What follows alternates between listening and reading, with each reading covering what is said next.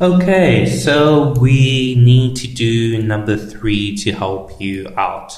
This is the worst thing, the worst idea I've ever done for myself when it comes to peer tutoring, especially helping one person who's right next to me instead of doing this visual audio helping out thing. It's really irritating and it's quite weird for me. Honestly, honestly, you gotta give me pity on this one. But I'm here to help, so I'm gonna help you on this. Now, for number three, we have to do a parse tree. Now, with parse trees, Professor Milham have made this very clear to me and also have made this very clear to a whole lot of people in class, whether if we were listening or not, that the parse tree, what he did was practically his own style of creating a parse tree. For me, I made my parse tree, but I did not use any arrows because it was way too long and redundant. Also, I was typing everything on my laptop, so quite not artistic, but I made a way as to how I can create my parse tree. In here, I'm going to be using my pen and trusty exam pad paper to show you how parse tree is going to be done. A word of warning though, if you have created, for number two, your own language, your own grammar rule set, or your own compiler rule set, which is one of the same thing, then my task is just for you to use your language rule set when you're use your compiled rule set language when you're doing your parse tree for number three. Otherwise, we're going to be using the parse tree language, the grammar rule set that Professor Milham has sent to us over Blackboard, which I'm going to be using right now. So, as you remember, in question number one, I'm going to do a little short code right here. In question number one, we have done all of this.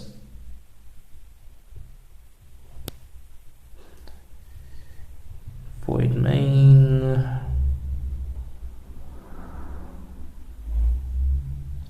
That was of course. That's a 3. That's a 0. If a is greater than 0, then b is, that. And then we end everything off. So if you remember, you have done something like this in number one. Now, what we're going to do is, with the compiler rule set that you have created in number two, which, quite a pain,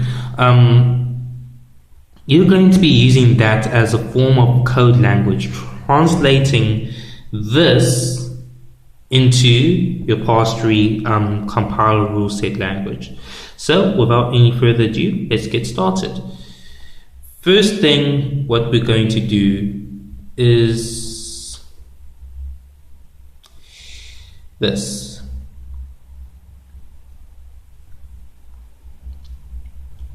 Program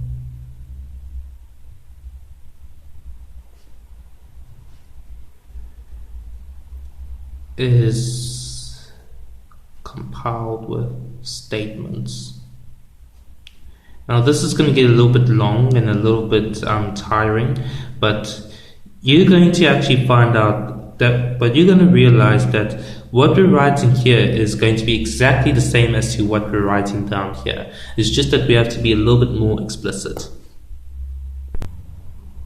Okay, so with that being said, let us continue. Let us continue on. So, like I've said, we are going to be doing exactly what we've written down in our code. So we have to start off with, obviously, the most obvious statements. And forgive me, but I'm going to be a little bit, I'm just going to write some slang in there, here and there, just to make things short. So I'll just say states,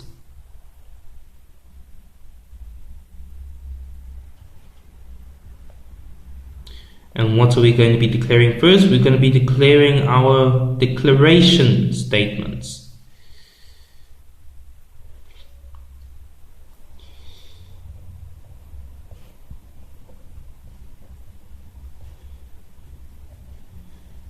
Oh yeah, this is going to be long. So with that, in our declaration statements, we're going to have two declaration statements within our one statement. So I'm just going to write there declare to make this short. Within our declaration, we have our data type, and we're going to do, like I said, exactly how it's being done here. So data type and space, and we have variable.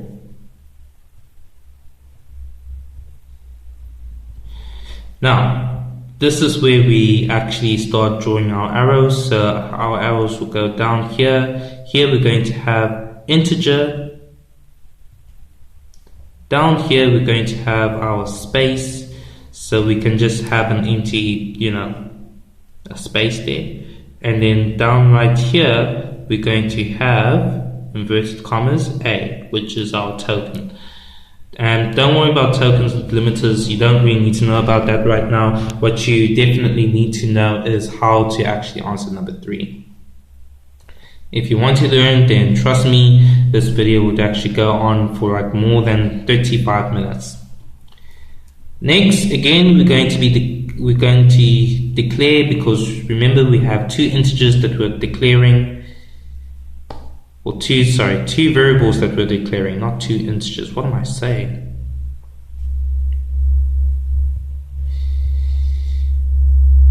Again, data type, you will see how irritating this is going to be. Data type, space, variable.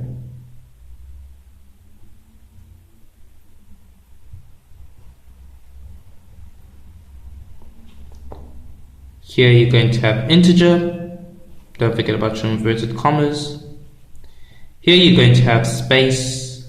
So open like that, or you can just put in brackets and just say space. And then right here you're going to have your variable B. Now remember, you gotta always have to put this in inverted commas, or otherwise it's not going to be a parse tree. It's just going to be like, what?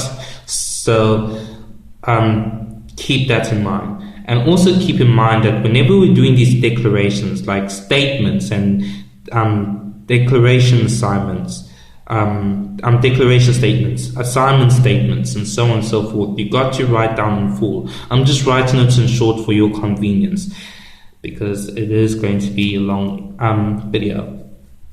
Alright, so we're done with our first two. These are our first two declaration statements.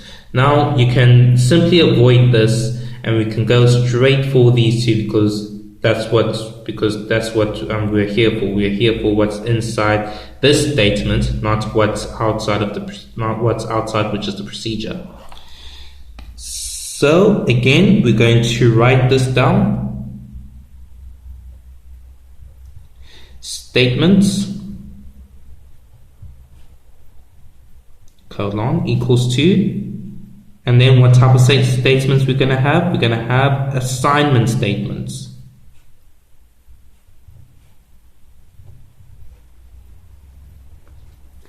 Now remember, with parse tree here, I'm using the language of my compiler set rules.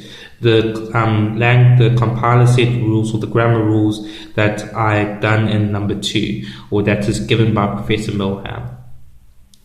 So here I'm just going to say assign. Make sure you just write down like this assignment statement, or otherwise you might lose marks, even though it's 5 marks, like 5. Assign. So what do we get in our assignment? Well, looking at what we have here, we have our variable, we have our assignment operator, which is our equal sign, and we have our 3.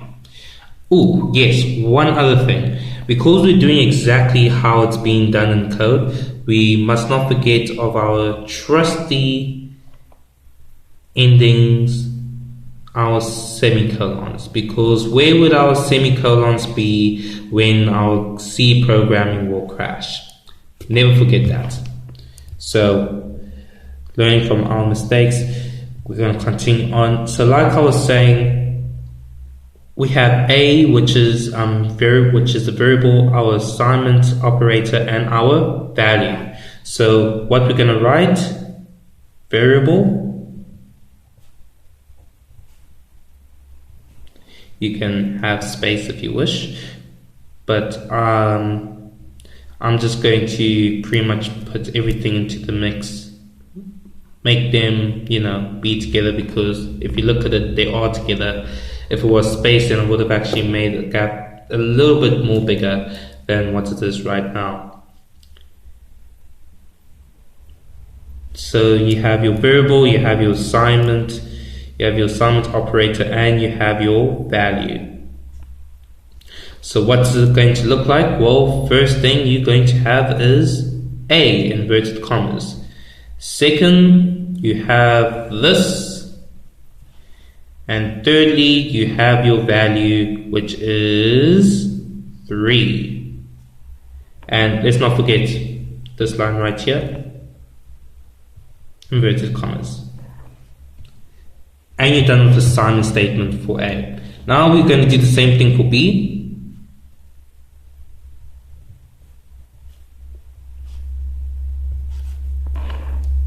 Which is variable assignment sign value. Don't forget about semicolon. Variable assignment and value with our special semicolon. And then to stretch forth, you have yourselves B, you have your equal sign, which by the way, you don't really have to do this again. You have to only just express what's inside variable and what's inside value. But I'm just doing this for the sake of, just doing it. I've been telling a lot of people to do it, so I'm quite a very bad tutor. And then finally, and bam, you're done with your assignment. Now, last but not least, and typically a handful the most, we're going for our conditions. Now remember our conditions, our conditional statement. Now remember our conditional statement is comprised of 3 things. First, it's comprised of your if token, so inverted commas if. You have your condition, and you also have your loop body or your condition body. So that's what we're going to do first. So before you actually before you actually open up and see what's inside your conditional statement, first you have to write statements. And yes, I made a very bad spelling mistake. Forgive me. The S was meant to be here. I'm very sorry. Statements. What type of statement? Conditional statement.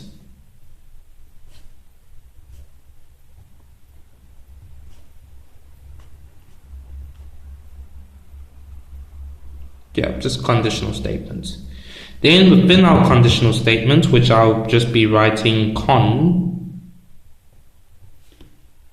or condit, which represents conditional statement, what do we have inside here? Well, we have ourselves our if, we have ourselves our condition,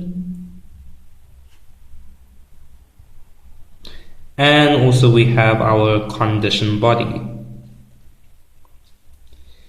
Come on, there we go. Sorry, it happens sometimes when my body freezes because I'm just doing things too fast. Okay, now we've already got our delightful if. Now we just have to go straight for the condition and for the conditioned body.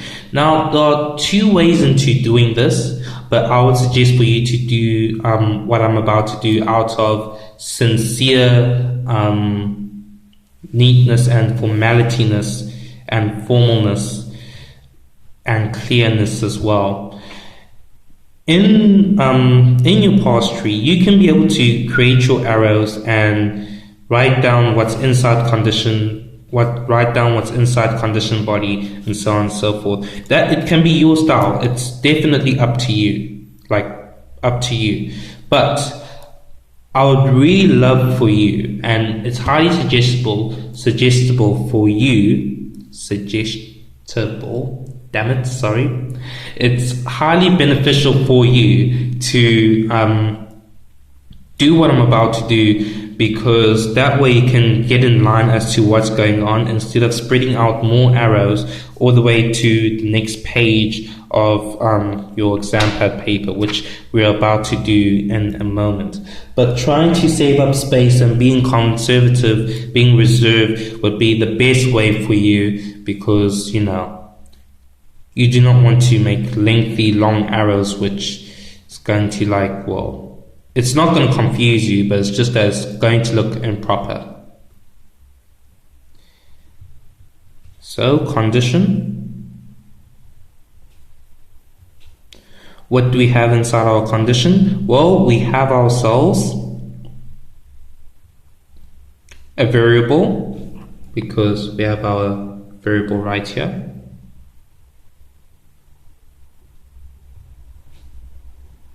We have ourselves an operator, this one right here. So we write down operator.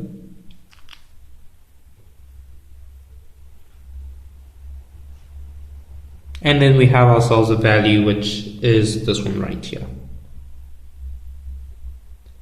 And now you can play with your arrows. So that means that we have A.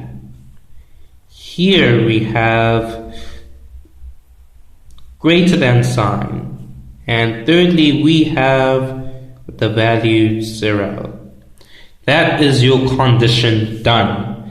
Now we can go on to the condition body, which comprises of, how many? About more than 2 types of statements, which we are going to get in just in a moment. So, condition body. Sorry there.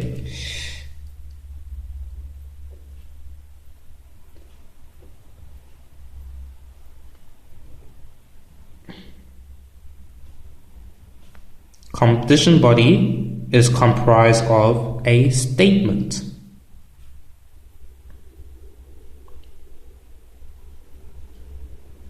What type of statement, your compiler might be asking? Well, you say to your compiler that this statement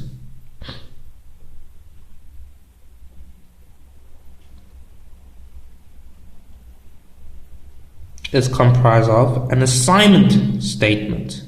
It's the type. Because, you got B, which is assigned to this right here. So that's your assignment statement that you have to write down.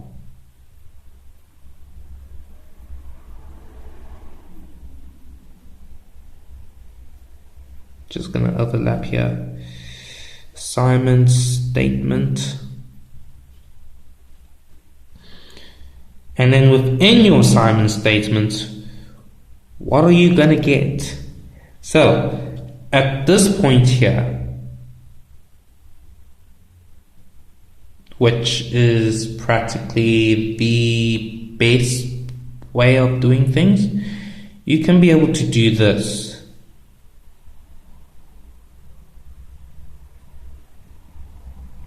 B, your operator sign, and then you just write their math statement.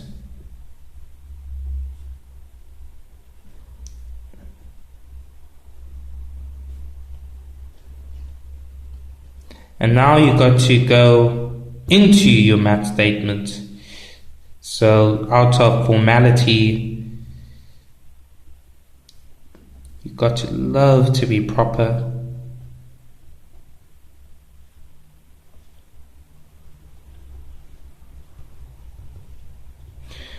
In your math statement, you should have operand,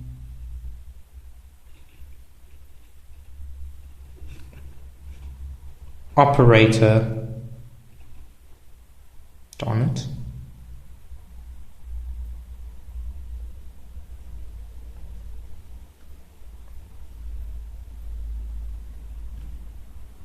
operand. Now operand, operator, operand is simply like this.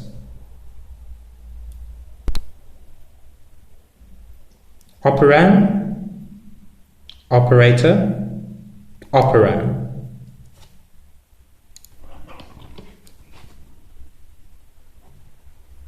Your first operand is your variable,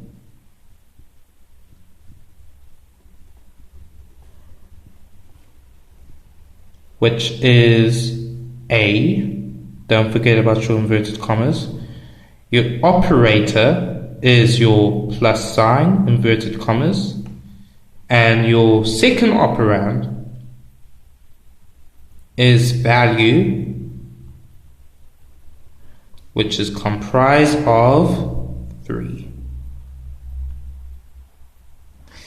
Let's not forget about our colon right there, don't want the system to crash. And there you have it.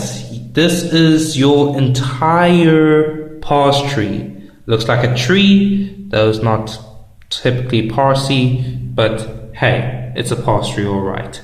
So this is how your parse tree should look like when you're using your language. And this, like I said, this is one out of many styles that you can be able to do. It's just that arrows makes things a lot more visible for any person can see as to what the compiler is doing. As of that, I hope this helped you a lot, and yeah, have a good rest. You deserved it after all of this turmoil for you doing your assignment.